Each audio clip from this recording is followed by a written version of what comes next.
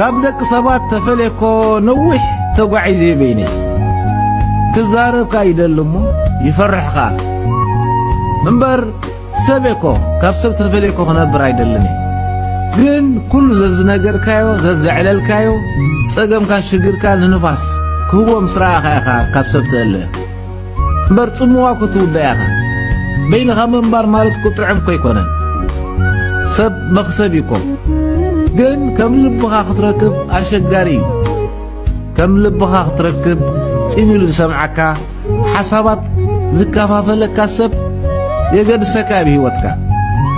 እንተራ ዝርዳእካ ረኺብካኮ ምስ ሰብ ክትቀርብ ጸጋይ ተዛሪብካ ተስተንፍስ ሓሳባትካ ትገልጽ